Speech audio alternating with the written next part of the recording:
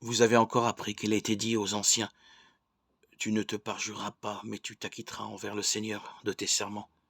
Eh bien, moi, je vous dis de ne point juger du tout, que votre langage soit oui, oui, non, non.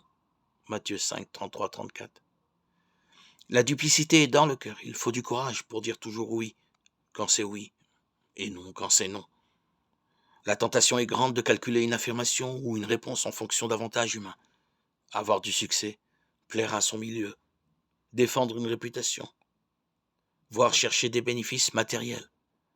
Voilà autant de raisons pour sacrifier au mensonge. Rien n'est plus gratifiant que d'être bien vu, entouré, louangé. Cela suppose, en général, bien des concessions au niveau de la vérité.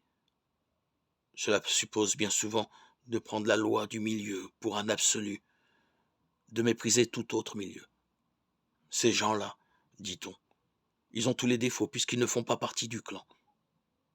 Et les vérités les plus élémentaires sont allègrement niées et déformées. Le cœur est double. La pauvreté réclame la netteté du cœur. C'est accepter de regarder en face les réalités, même si elles sont désobligeantes pour soi ou pour son milieu. Dès lors, s'engage un processus permanent de remise en question. Cela n'amène pas nécessairement à une conversion totale et immédiate. Ce n'est pas si simple que cela. Mais une inquiétude pénètre le cœur. Inquiétude qui est une forme de la pauvreté. Le cœur n'est libre que dans la mesure où il est cohérent avec lui-même. Et cette cohérence ne peut être assurée que par un examen constant des motivations, des actes et des prises de position.